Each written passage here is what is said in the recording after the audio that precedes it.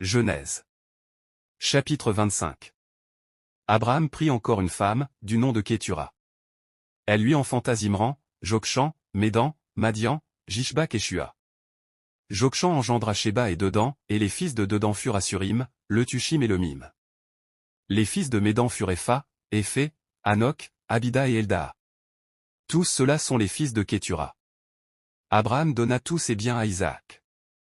Mais aux fils de ses concubines, Abraham donna des présents, et, pendant qu'il était encore vivant, il les envoya loin de son fils Isaac, dans l'Orient, au pays de l'Orient. Voici les jours de la vie d'Abraham, qu'il vécut, 175 ans.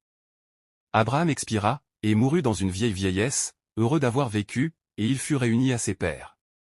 Isaac et Ismaël ses fils l'inhumèrent dans la caverne de Macpéla, dans le champ d'Éphron, fils de Tsochar, le Hittite, vis-à-vis de Mamré, dans le champ qu'Abraham avait acheté des fils de Heth. Là fut enterré Abraham et Sarah, sa femme.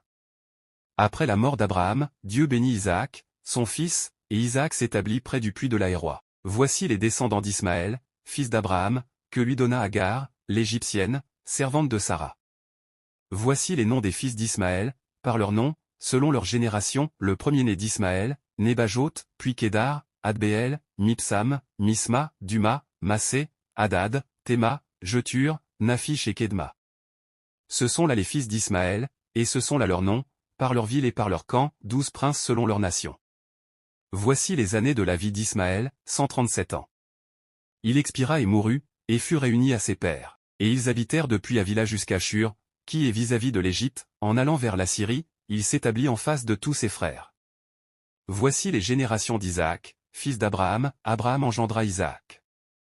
Isaac, âgé de 40 ans, prit pour femme Rebecca, fille de Bethuel, araméen de Padan-Aram, sœur de Laban, araméen. Isaac pria l'Éternel pour sa femme, car elle était stérile, et l'Éternel l'exauça, et Rebecca devint enceinte. Les enfants se heurtèrent dans son ventre, et elle dit, « Si c'est ainsi, pourquoi suis-je enceinte ?»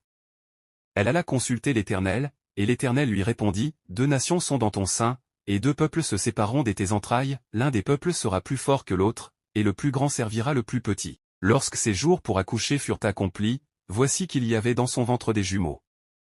Le premier sortit tout roux, comme un manteau de poil, et on l'appela du nom d'Ésaü. Puis son frère sortit, sa main tenant le talon d'Ésaü, et on l'appela du nom de Jacob. Isaac avait 60 ans lorsqu'ils naquirent. Lorsque les enfants furent grands, Ésaü devint un habile chasseur, un homme des champs, et Jacob était un homme tranquille, qui demeurait sous les tentes.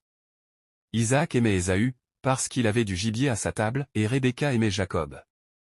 Un jour, Jacob prépara un potage. Ésaü revint des champs tout épuisé, et il dit à Jacob, « Laisse-moi, je te prie, manger de ce rouge-là, car je suis fatigué. » C'est pourquoi on donna à Ésaü le nom d'Édom. Jacob répondit, « Vends-moi d'abord ton droit d'aînesse. » Ésaü dit, « Voici, je m'en vais mourir, à quoi me sert le droit d'aînesse ?» Jacob dit, « Jure-le-moi d'abord. » Et il lui jura, et vendit son droit d'aînesse à Jacob. Jacob donna à Ésaü du pain et du potage de lentilles. Il mangea et but, puis se leva et s'en alla. Ainsi Ésaü méprisa son droit d'aînesse.